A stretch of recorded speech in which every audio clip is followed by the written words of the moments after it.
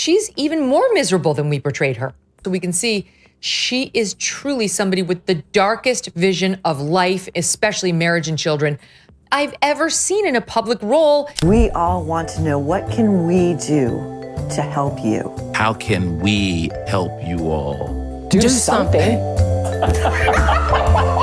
Megyn Kelly just exposed Michelle Obama's darkest secret. The whispers about her being a man aren't going away. That warms my heart, particularly as a black man. Joan Rivers said that Michelle Obama was a man before she died. On top of that, Michelle's turning marriage into a misery contest and launching bitter rants against men, all while hiding behind her billion-dollar victim brand that's finally cracking in front of everyone.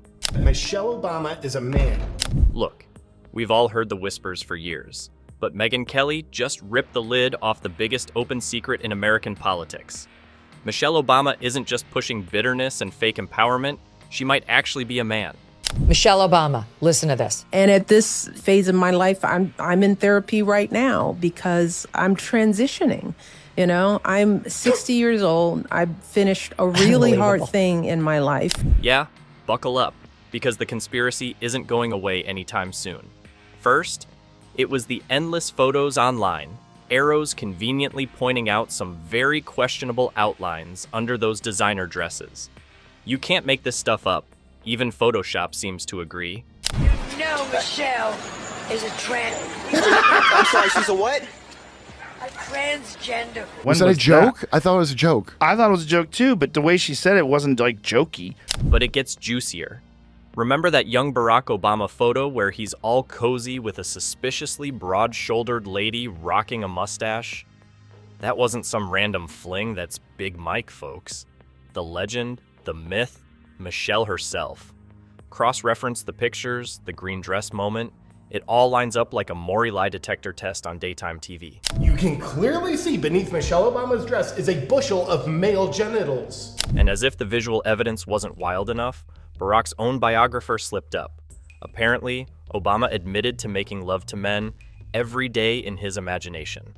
Yeah, because nothing says happily married to a woman like fantasizing about dudes 24/7. Game, set, match. Suddenly, their whole arrangement starts making sense. He imagines it, and Michelle makes it happen. Michelle's a woman? Really? Well, how do you explain this? Take a look at this picture of young Barack Obama. You might be asking, who is that lovely young lady with a mustache that he has his arm around? Answer, Big Mike. Michelle Obama just served us the most ridiculous public meltdown. And honestly, the only shocking part is how long it took for people to finally notice the Queen of Side-Eyes has been nothing but a billionaire pity parade this whole time. Megyn Kelly and Glenn Greenwald finally did what the mainstream wouldn't. They ripped off Michelle's fake empowerment mask and exposed her for what she really is. Not some relatable working mom or first lady of hope, but a bitter, self-absorbed product of elite branding so polished, it makes a Kardashian's mirror selfie look like a crime scene. Once again, speaking a reference to her time as First Lady negatively, and I'm transitioning. I mean, an interesting choice of words, given how the internet refers to her. Remember when Michelle used to be America's sweetheart? Floating around in clouds of kale chips and spinach smoothies, throwing out those "when they go low, we go high" slogans like she was leading a motivational cult?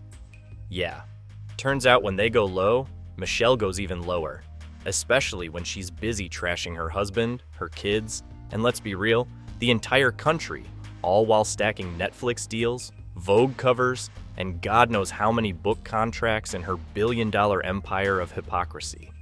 To feel sorry for, or to think are oppressed, or to think are somehow people who deserve our sympathetic attention. If you were to list all 8 billion people in the world, Michelle Obama would be, if not at the very bottom, like maybe 6 spots away from being at the bottom. I just checked the list. She's not on it. It's official. She's not on it. You'd think someone drowning in cash, fame, and private jets would be a little less miserable. But nope.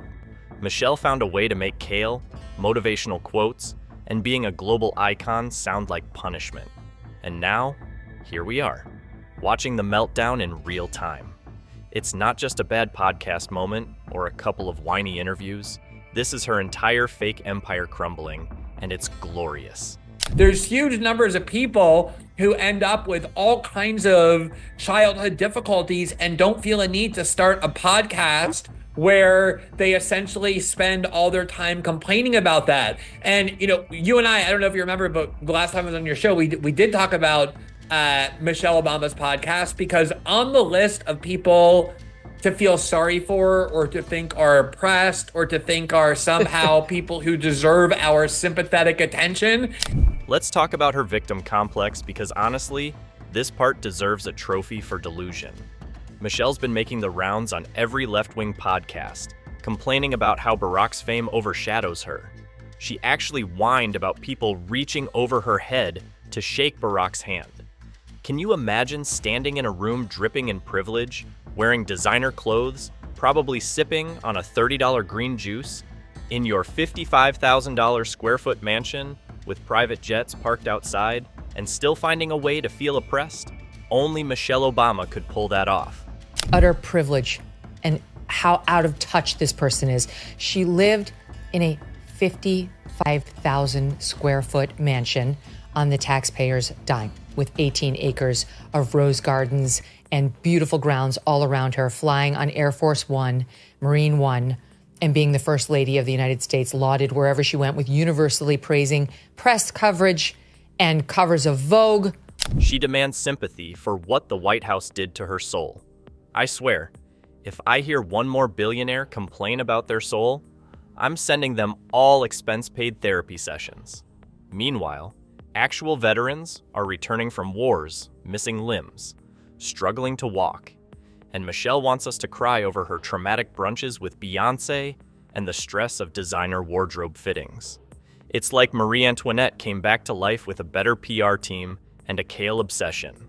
Talking about her 8 years in the White House. What happened that 8 years that we were in the White House? What did that do to me? Yes. Internally, my soul, we made it through. We got out alive. I hope we made the country proud. My girls, thank God, are whole. But what happened to me? And let's not forget how she frames Barack's success as psychological torture. You heard that right. Global fame, access to world leaders, million-dollar book deals, private island vacations, and she's acting like she's the real casualty here. Megyn Kelly called it out perfectly. This isn't empowerment. It's a delusional rich person meltdown dressed up with motivational quotes and fake vulnerability. But she did that podcast recently where she said, I think you talked about it on your show. We definitely did on The Nerve. Like, oh, she's so glad she and Barack never had a son. Yeah. Because God forbid Barack had a Barack Jr. Now, buckle up, because we're getting into her favorite topic, her toxic marriage drama that she decided to turn into a public therapy session for the world. Michelle's turned trashing Barack into a full-time gig. She openly admitted she hated him for a decade, and somehow, that's supposed to be relationship advice. Imagine building your brand on resentment, making marriage sound like a 30-year sentence, and calling that empowerment. Michelle doesn't even try to hide it. She literally said, "You'll have a bad decade." Not a bad week, not a rough month, a whole decade of misery. Proudly sponsored by Michelle Obama's marriage wisdom.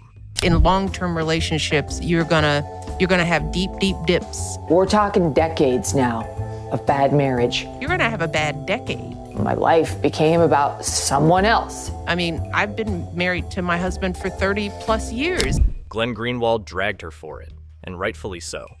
He pointed out how Michelle spins resentment into empowerment, turning private dysfunction into TED Talk content, and I swear, it's like watching someone sell self-help books while setting their house on fire. Every podcast appearance, every staged interview, it's the same bitter script. You don't hear compliments about Barack. You don't hear pride in his achievements. You hear Michelle dragging him down to elevate herself. It's like watching someone climb a ladder by stepping on their spouse's head. People don't think about that as they date because they're trying to find the match that where all those 30 years are going to be blissful. Yeah, well, that's crazy. And it's like, that's just not going to happen. All you get is nothing. And let me remind you, This woman's been whining about being dragged to the White House against her will, like she got kidnapped by the Secret Service and forced into a life of first-class flights, personal chefs, and historic influence. You didn't just stumble into global fame, Michelle. You built a billion-dollar empire off it, and now you want the world to believe you're the victim of your own success. The house in Martha's Vineyard, which is, I think, $20 million out on the yachts of David. What happened to me? Why doesn't anyone think about what happened to me? The best part, she conveniently forgets the billion-dollar brand it built for her. Between Netflix deals, Vogue covers, book tours with stadium lighting, designer gowns, and motivational merch drops, Michelle Obama turned resentment into revenue better than anyone. But sure, let's all gather around and feel bad for the woman who turned kale chips into political capital and motivational quotes into a lifestyle empire. At this point, watching Michelle meltdown publicly is like seeing a luxury brand malfunction in real time. The relatable mom act is dead. The spinach smoothies can't save her. And behind the staged authenticity is just a bitter, resentful billionaire with a podcast nobody listens to, whining about fame while selling self-pity to the masses. Emptiness. We all want to know, what can we do to help you? How can we help you all? Do something. Glenn Greenwald didn't hold back either. He called out how Michelle managed to turn hope into a Shopify store. That's right, Michelle doesn't sell empowerment, she sells it on sale. She's pushing $50 journals with motivational scribbles, TED Talks stuffed with kale chip sermons, and all this under the shiny packaging of inspiration. It's not about uplifting anyone. It's about monetizing pity, bottling self-help, and selling fake struggles to people who can't afford her merch anyway. She's still just as bitter as ever. But let's get into her real sport now, Michelle's Grievance Olympics. Nobody competes like Michelle does in the victimhood arena. You'd think being the First Lady of the United States would come with a little gratitude, maybe a hint of perspective, but not with Michelle. No, her latest podcast, Pity Parades, are all about how her 8 years in the White House psychologically damaged her. Yes, because living in a 55,000 square foot mansion with private chefs, Secret Service protection, and endless media worship is clearly an unbearable trauma. Honestly, I don't know how she survived all that fresh-cut rose garden suffering. Here's one from her most recent episode, which still on YouTube, she's got like 200,000 subscribers. It's really amazing that now she's been doing this for how many episodes? She's been literally on every podcast of the left wing promoting it. And that's still all she's managed to get. Michelle can't stop reminding everyone that being labeled angry or bitter is the deepest wound she's ever endured. But maybe people called her bitter because, well, she is. She trashes America, trashes her marriage, and even trashes motherhood like it's the latest accessory she's sick of wearing. Barack's historic 2008 campaign? Michelle made it sound like she survived 8 years of captivity instead of standing on some of the world's grandest stages. Only Michelle Obama could look at 2 presidential victories and see nothing but personal damage. She talks like the White House years were a hostage situation, and the ransom was 8 years of kale. How do you feel about Michelle Obama's hair? I think she looks great. You like the bangs? I like the bangs, and it's going to save him a fortune on Botox. He shows up to the forehead now, just around here. Her obsession with victimhood doesn't stop either. She still drags around journalist comments from 18 years ago like they were ancient family curses. Michelle's not just holding grudges, she's preserving them in glass cases like museum artifacts. Bitterness isn't a side effect for Michelle, it's the entire product. Megyn Kelly nailed it when she called out how Michelle weaponizes race, gender, and personal struggles to protect herself from any valid criticism. Whenever someone dares to question her narrative, Michelle whips out the oppression card like it's a golden ticket to shut down the conversation. She looks like a man. Like, dude looks like a lady. Lady looks like a dude. And this is a funny cartoonist, Ben Garrison, who they're always calling racist and bad. And trust me, no one is safe from Michelle's public grievance list, not even her own kids. Michelle's take on motherhood, absolute misery. She's out here telling the world that raising her daughters was a burden. She didn't just complain in passing, she declared that years 1 to 13 of parenting are guaranteed misery. Imagine telling millions of mothers struggling through sleepless nights and school pickups that the first 13 years of their kids' lives are just pure agony. You can practically hear every hardworking mom across the country rolling their eyes so hard they might have sprained something. This dovetails perfectly with so many other comments she's made about how she is, like, what about me? What about me? What did those 8 years in the White House do to my soul? And why isn't anyone asking? They shouldn't have to be told to ask. And here's the kicker. Michelle openly said she's glad they never had a son. According to her, another Barack Jr. would have been a curse, not a blessing. I mean, how does someone say that out loud and still think they're the face of empowerment? Instead of seeing children as joy, Michelle's public parenting advice sounds more like a warning label. Raising kids, according to her, is painful, not fun. She actually said that. Meanwhile, her daughters enjoyed elite private schools, Secret Service escorts, Ivy League access, and more privileges before age 10 than most people will see in a lifetime. About how difficult it is for Black women like Michelle to articulate their pain.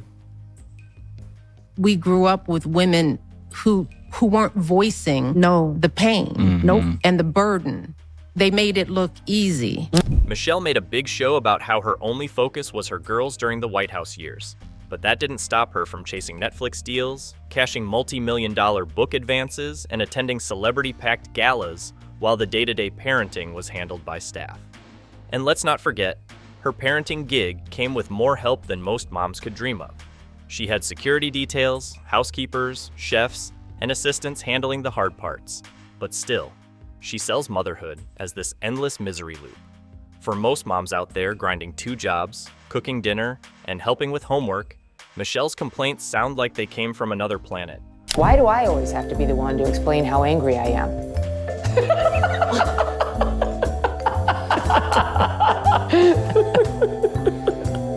People ask me all the time, do you miss the White House? No. Her entire worldview strips away the real joy that millions of mothers fight to hold on to. Real working moms wake up every day loving their kids through exhaustion, financial struggle, and real-life pain. And here comes Michelle, broadcasting that motherhood is just a burdensome side quest that she had to check off while chasing her personal ambitions. She didn't even bother hiding it. Her attitude towards motherhood sounded more like a contractual obligation than a life-changing privilege. She's talking about how women aren't allowed to articulate their pain, about how they just suck it up. You know, they don't show that. As if men never do that, Glenn. Like men are known, aren't they, for articulating their pain? Instead of inspiring moms, she managed to alienate them. And all of this, from her kale-branded school lunches to her self-pity podcast marathons, wraps back into Michelle's billion-dollar victim brand. She built an entire empire off of self-inflicted bitterness, packaging personal complaints as empowerment, and people bought it. But now, that carefully staged brand is cracking, and Michelle's cold, transactional version of marriage, motherhood, and success is showing its true face. Michelle Obama, when is the last time you woke up and you thought about angel moms? When's the last time you woke up and thought about trafficked children at the border? I'd love an answer. Give it to us on your next podcast. Michelle spent years selling hope, but all she's really pushing is resentment dressed in luxury. The woman who made sweet potatoes a virtue symbol now makes self-pity a business model. The woman who told kids to skip dessert did it wearing custom Valentino. The woman who lectures about authenticity is so rehearsed, even her complaints feel scripted. And maybe that's the biggest roast of all. Michelle Obama built a billion-dollar brand on pretending to be relatable. But the only thing she's truly relatable to now is the elite echo chamber she refuses to leave. Michelle Obama has turned marriage into her favorite horror story, and she's not even trying to hide it anymore. On every public platform she steps foot on, she proudly romanticizes bitterness like it's relationship goals.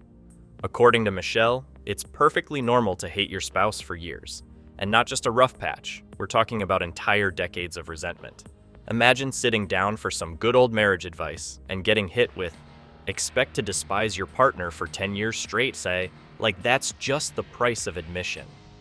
In Michelle's alternate reality, marriage isn't about love, unity, or building a life together. Nope.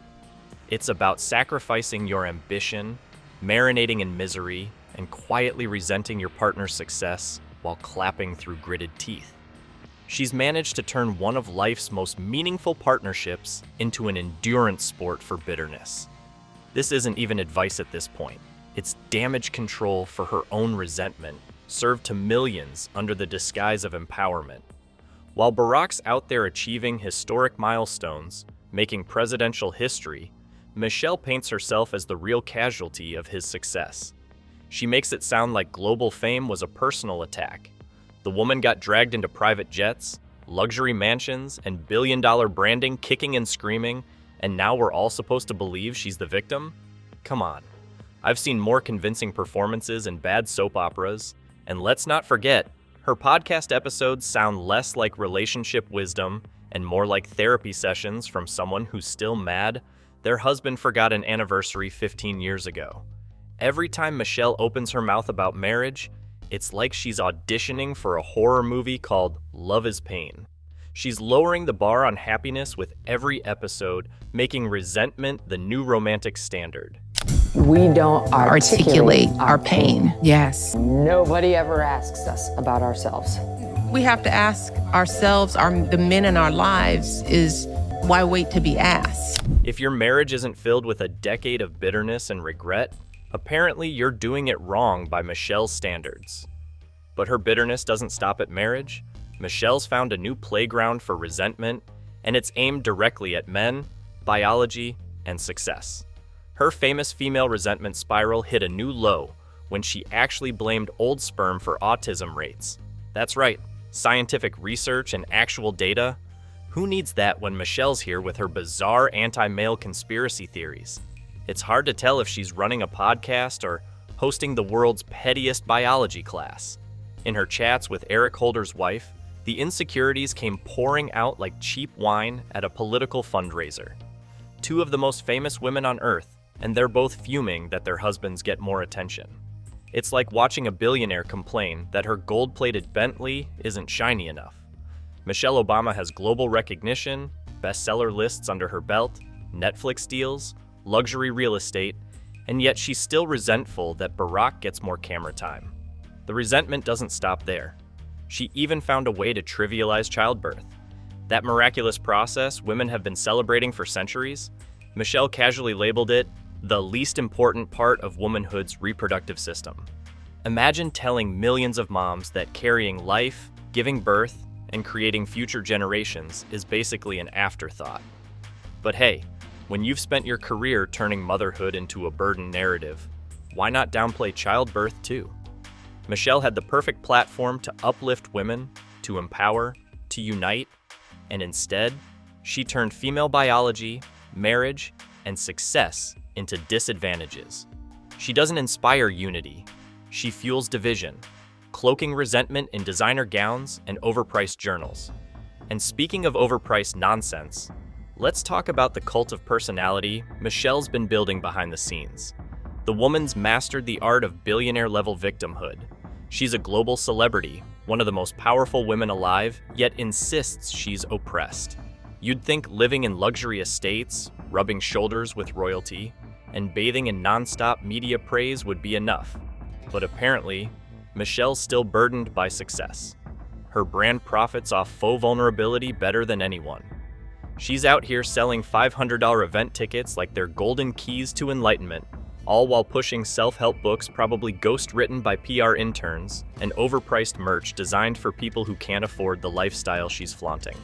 But don't worry, buying her inspirational tote bag totally counts as empowerment. How funny it was because she's so absurd. We had no idea she was this negative a person when she was first lady and still behind the marketing PR wall. Every appearance, every podcast, every perfectly rehearsed speech is meticulously curated down to the last soundbite. Yet, somehow, Michelle demands to be seen as raw, relatable, and just like the rest of us. She built an empire preaching humility while swimming in luxury, so ridiculous even the Kardashians probably took notes. Megyn Kelly and Glenn Greenwald exposed how Michelle's empire thrives on contradictions. She pushes kale chip sermons from the comfort of private jets, lectures about sacrifice while cashing Netflix millions, and preaches authenticity with a glam squad on standby. It's a masterclass in monetizing sanctimony, and Michelle's made herself the CEO of selling contradictions dressed in hope and motivational fluff. But the mask is slipping, and the meltdown is impossible to ignore. Michelle's public unraveling isn't just one viral blunder, it's a slow-motion car crash of her entire carefully crafted persona. Her self-pitying podcasts, bitter marriage rants, and bizarre resentment spirals are revealing the cracks in her once polished hope and change facade. It turns out, underneath the designer gowns and inspirational Instagram captions, there's resentment, envy, and an endless craving for validation. Michelle Obama built her empire on contradictions, and the illusion is finally falling apart. No amount of kale chips, $3,000 boots, or designer speeches can hide the truth anymore. Her podcast flopped, her brand of bitterness is wearing thin, and even her most loyal fans are starting to see through the polished PR machine. The relatable queen image, crumbling. The empowerment empire, built on shaky foundations of resentment and contradiction. Michelle wanted the world to believe she was a beacon of authenticity, a relatable, grounded mom navigating fame with grace. But what we're left with is a billionaire obsessed with victimhood, a woman who turned marriage into misery, success into oppression, and empowerment into overpriced merch. The world isn't buying the act anymore. The carefully staged photos, the rehearsed sound bites, the million-dollar motivational speeches, they can't cover up the reality. Michelle Obama's relatable queen crown has slipped. The illusion is gone, and the meltdown is playing out live for all to see.